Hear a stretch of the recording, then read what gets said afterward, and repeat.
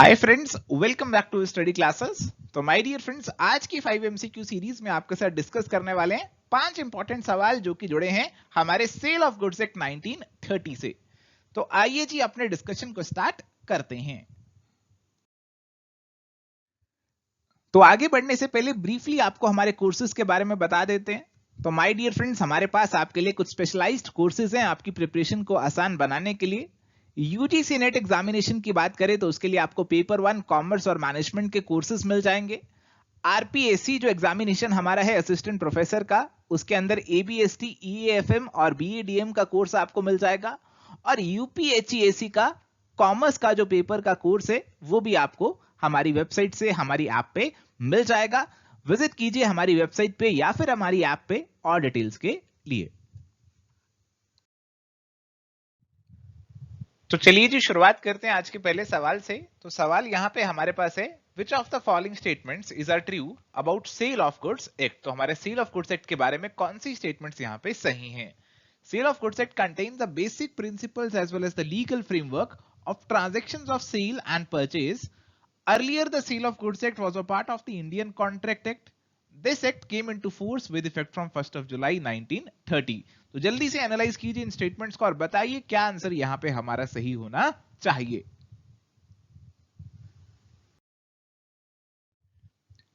तो प्यारे दोस्तों, एक बहुत ही आसान सा सवाल था। आपका जो सेल ऑफ गुड्स एक्ट है वो हमें नाम से ही पता चल रहा है कि ये ट्रांजैक्शंस ऑफ सेल और परचेज से डील करने वाला है। और मजे की बात तो ये है कि पहले कोई अलग से सेल ऑफ गुड्स एक्ट नहीं था, पहले ये इंडियन कॉन्ट्रैक्ट एक्ट का ही पार्ट हुआ करता था। फिर ये इतना इंपॉर्टेंट कंपोनेंट अपने आप में बन गया कि हमने इसी का एक अलग से लॉ बना दिया। 1 जुलाई 1930 से हमारे पास एक अलग से लॉ इन्फोर्स हो गया था, सेल ऑफ गुड्स एक्ट 1930। ये सारी स्टेटमेंट्स यहां पे एकदम सही हैं और आंसर बनेगा ऑप्शन नंबर डी का।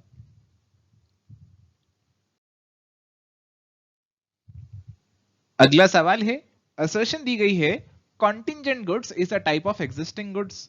These goods are those goods the acquisition of which is contingent upon the happening or non-happening of an uncertain event. तो एनालाइज कीजिए इस सवाल का क्या आंसर होना चाहिए।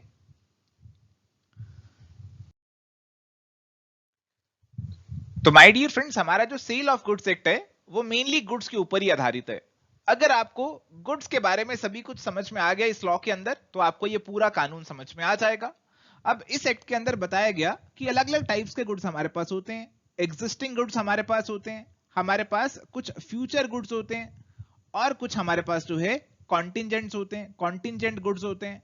एग्जिस्टिंग गुड्स तो हमें नाम से पता चल रहा है कि भाई ये आज ही एग्जिस्ट कर रहे हैं। फ्यूचर गुड्स आज एग्जिस्ट नहीं कर रहे, फ्यूचर में ये बनाए जाएंगे और फिर फिर एग्जिस्टेंस में आ जाएंगे। और कॉन्टिंजेंट गुड्स हमारे पास कौन से होंगे? कॉन्टिंजेंट गुड्स वो गुड्स हैं जिनका होना या ना होना डिपेंड करता है किसी अनसर्टेन इवेंट के ऊपर। ये भी एक तरीके के हमारे पास फ्यूचर गुड्स ही हैं। अब यहां पे जैसे मैं आपसे कहता हूं कि भैया एक शिप है, वो लंदन से बॉम्बे आ रहा है। अब हो सकता है वो शिप सही सलामत पहुंच पाए, हो सकता है वो शिप सही सलामत ना पहुंच पाए, बहुत ही रिस्की शिप है वो।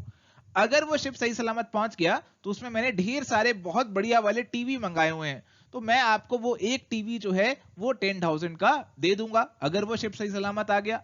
तो बेसिकली ये मेरे पास एक एग्रीमेंट हुआ, किससे जुड़ा हुआ? कॉन्टिंजेंट गुड से जुड़ा हुआ।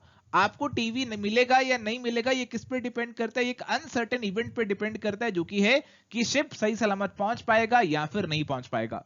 तो असर्शन तो यहां पे सीधा सीधा गलत हो जाती है कि कॉन्टिंजेंट गुड एग्जिस्टिंग गुड तो नहीं है।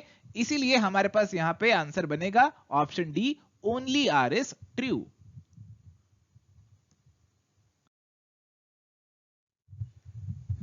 चलिए जी, अगला सवाल है, consider the following statements and identify the correct code. Statement 1 दी गई है, the buyer has the right to cancel a contract on the breach of warranty.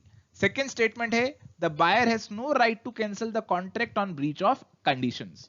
तो माय डियर फ्रेंड्स, हमारा जो कॉन्ट्रैक्ट लॉ है वो बात करता है कुछ स्टिपुलेशंस के बारे में कि हमारे कॉन्ट्रैक्ट में कुछ स्टिपुलेशंस हो सकती हैं।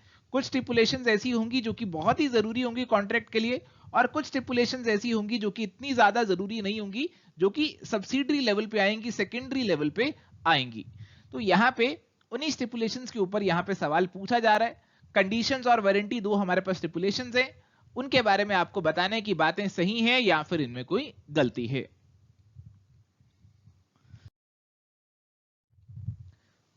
तो फ्रेंड्स आपसे डिस्कशन कर रहे थे स्टिपुलेशन के बारे में। तो हमारे पास जो है दो तरीके की स्टिपुलेशंस हो सकती हैं। एक स्टिपुलेशंस हमारे पास वो हैं जो कि कॉन्ट्रैक्ट के लिए बहुत जरूरी हैं, एसेंशियल हैं, उन्हें कंडीशन का नाम दिया जाता है। और दूसरी तरीके की स्टिपुलेशन हमारे पास वैसी हैं जो कि कॉन्ट्रैक्ट के लिए इतनी ज्यादा जरूरी नहीं है, उनकी इंपॉर्टेंस कम है, उन्हें कोलेटरल या फिर सब्सिडरी नेचर का भी कहा जाता है। देखो आपकी अगर कंडीशन का ब्रीच हो गया, आपकी अगर जो एसेंशियल कंडीशन थी उसी का ब्रीच हो गया, जो एसेंशियल स्टिपुलेशन थी उसका ब्रीच हो गया, तो उस केस में हमारे जो बायर हैं उनके पास हक रहता है कि वो यहाँ पे कॉन्ट्रैक्ट को कैंसिल कर सकते हैं, वो पूरा का पूरा कॉन्ट्रैक्ट ही कैंसिल कर सकते हैं, अपने पैसे वापस मांग सकते हैं। अगर वारंटी का ब्रीच होता है, वारंटी जो है वो इतनी ज्यादा एसेंशियल नहीं है, बट फिर भी अगर उसका ब्रीच हुआ तो हमारे जो बायर हैं उनके पास कुछ हक तो होना चाहिए। तो उस केस में वो कॉन्ट्रैक्ट को कैंसिल तो नहीं कर सकते, बट यहां पे वो डैमेजेस वगैरह जो है वो यहां पे रिकवर कर सकते हैं। अब यहां पे जो दोनों स्टेटमेंट्स दी गई है ना, उल्टी दे रखी है, ऑपोजिट दे रखी है। तो पहले केस के अंदर आना चाहिए था आपका कंडीशंस और दूसरे केस में आना चाहिए था आपका वारंटी। अगर ऐसा रहता तो आपकी दोनों स्टेटमेंट सही हो जाती, बट ऐसा नहीं है, इसीलिए आंसर यहां पे हमारे पास ऑप्शन नंबर डी का बनेगा।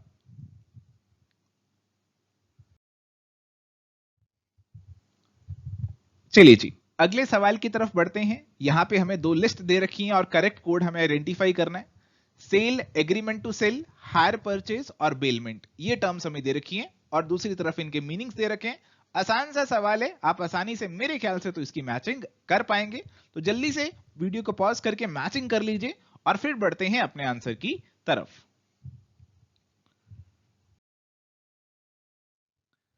तो माय डियर फ्रेंड्स, अगर बात करें सेल की, तो सेल और एग्रीमेंट टू सेल जो है यहां पे इन दोनों को यहां पे कॉन्ट्रास्ट किया जाता है, इनके डिफरेंसेस पढ़े जाते हैं। और सेल के अंदर हम पढ़ते हैं कि आप जो गुड्स की ओनरशिप है उसे इमीडिएटली आज की आज ही ट्रांसफर कर देते हैं। इसके अंदर सारा जो रिस्क है वो सारा आज की आज ही आप ट्रांसफर कर देते हैं।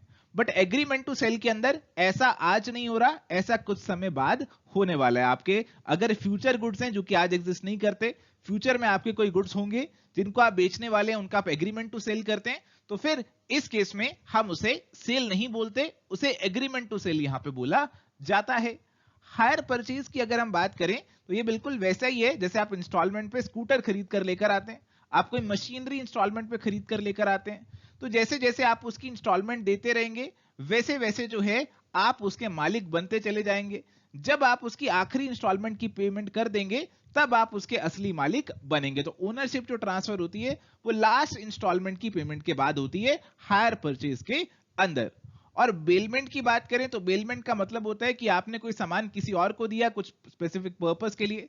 जैसे आप अपनी शर्ट जो है वो धोबी को देकर आए, आपने कहा जी मेरी शर्ट जो है इसे धोकर प्रेस कर देना, इस्त्री कर देना, आप देकर आए, तो this is an example of bailment. तो इसीलिए हमारी जो मैचिंग है यहां पे वो ऑप्शन नंबर 1 की बन जाती है, ऑप्शन नंबर ए की बन जाती है।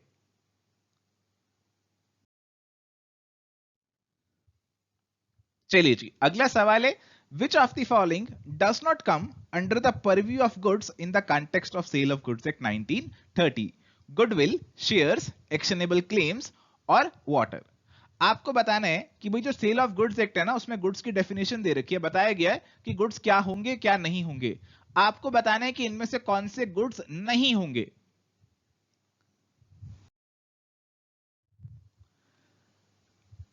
तो माय डियर फ्रेंड्स यहां पे इनमें से हमारे पास एक्शनेबल क्लेम्स को छोड़कर सभी हमारे गुड्स की डेफिनेशन में आने वाले हैं। गुडविल हमारा जो है वो टाइप ऑफ गुड्स है, शेयर्स भी टाइप ऑफ गुड्स है, वाटर भी टाइप ऑफ गुड है।